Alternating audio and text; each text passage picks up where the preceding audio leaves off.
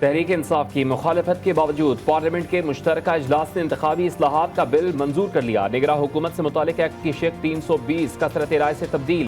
نگراں حکومت کو اضافی اختیارات مل گئے ہیں، روزمرہ کے ساتھ ہنگامی نوعیت کے معاملات بھی دیکھ سکے گی۔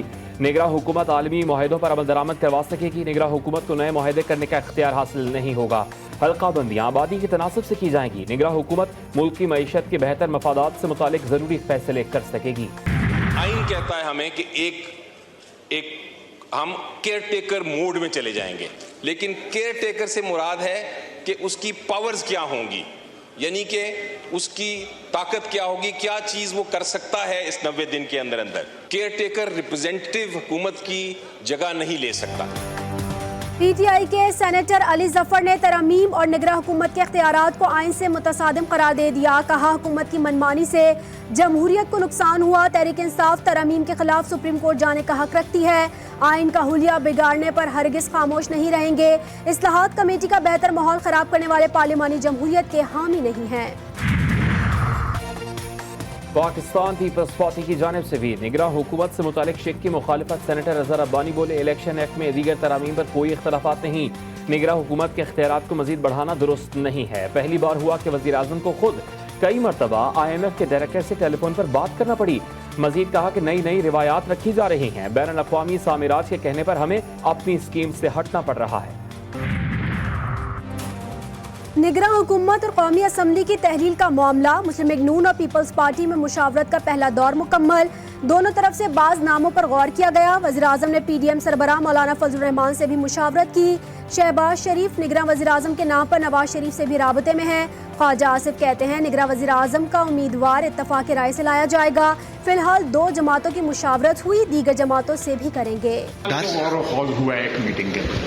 نگراں وزیر اعظم کے حوالے سے سر آپ کی طرف سے کیا کیا نام سر ممکنہ طور پہ متفقہ نام ہوں گے جو بھی ہوں گے؟ تمام پارٹیوں نے دیے سر؟ اس میں 2 پارٹیاں تھیں، باقی پارٹیوں سے مشورہ ہو۔ جو بدخواہ تھے وہ دن رات وہ اپنا جادو ٹونے کر رہے تھے، پھونکے مار رہے تھے کہ پاکستان خدا نخواستہ ڈیفالٹ کر جائے، لیکن اللہ تعالیٰ کو اس قوم کی بہتری منظور تھی، اللہ تعالیٰ کو آپ کی ترقی اور خوشحالی منظور تھی کہ پاکستان نے ڈیفالٹ نہیں کیا۔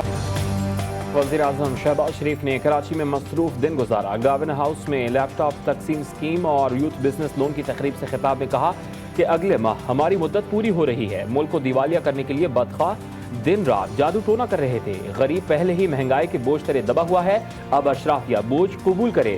حکومت ملی تو ہر سال 10 لاکھ لیپ ٹاپس تقسیم کریں گے۔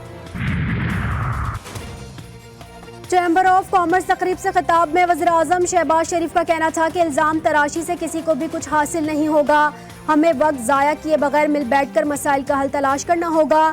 بجلی سستے نرخوں پر نہ ملنا صنعتوں کے لیے دھچکا ہے۔ مزید کہا IMF نے ہمارے ہاتھ باندھے ہوئے ہیں، ساتھ بیٹھیں تو بجلی 10 روپے فی یونٹ کم ہو سکتی ہے۔ MQM نے عام انتخابات اور مردم شماری سے متعلق تحفظات وزیر اعظم کے سامنے رکھ دیے۔ وزیر اعظم شہباز شریف سے MQM پاکستان کے وفد کی ملاقات کا اندرونی احوال۔ ذرائع کے مطابق وزیر اعظم شہباز شریف نے یقین دہانی کرائی ہے کہ عام انتخابات کا فیصلہ MQM پاکستان کو اعتماد میں لے کر کیا جائے گا۔ نگراں حکومت کے حوالے سے بھی فیصلہ MQM کو اعتماد میں لے کر کیا جائے گا۔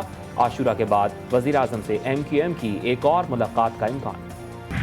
عوام کو لوٹ رہے ہیں، 200 کا بجلی چلاؤ 2000 روپے آ رہے ہیں، یہ جاستی کری عوام کے ساتھ۔ میں گھر کا راشن پورا کروں یا میں بجلی کے بل پے کروں؟ بجلی کے بل اتنے زیادہ لینے اپ کر دیے ہیں کہ 113 یونٹوں کا بل آیا 7000 سے اوپر۔ کیا بنے گا؟ غریب آدمی تو خودکشی پر تیار ہے۔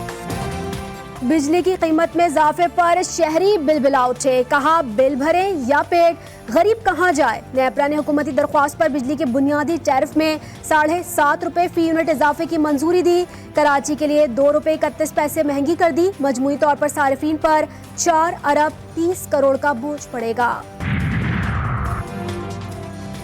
سپریم کورٹ آف پاکستان نے چیئرمین تحریک انصاف کی توشہخانہ فوجداری کارروائی کے مقدمے کا ٹرائل روکنے کی استدعا مسترد کر دی۔ کیس اسلام آباد ہائی کورٹ بھیج دیا۔ احتساب عدالت نے 190 ملین پاؤنڈ اسکینڈل اور توشہخانہ کیسز کی سماعت۔ Chairman Tehreek Insaf Bushra be be کی عبوری ضمانت میں توسیع۔ معاون خصوصی عطا طاہر کی ایک مرتبہ پھر چیئرمین تحریک انصاف پر تنقید۔ کہا چیئرمین PTI نے تاخیری حربوں میں PhD کر دی۔ عمر بنی ہاشم شیر خدا کے شیر، کربلا کے حیدر کی عزاداری، علمدار حسینی حضرت عباس علمدار علیہ السلام کی پرساداری جاری۔ عزادار شیر خدا علی المرتضیٰ علیہ السلام کو شہنشاہ وفا کا پرسہ دے رہے ہیں۔ وفا کے اس درجے پر فائز تھے کہ آپ امام علیہ السلام کے حکم پر فوری لبیک کہتے۔ حضرت عباس علیہ السلام کو امام حسین علیہ السلام نے پیاسے بچوں کے لیے پانی لانے کا فریضہ سونپا تھا۔ آپ نے نہر پر قبضے کے بعد مشق کو بھرا لیکن پانی نہیں پیا۔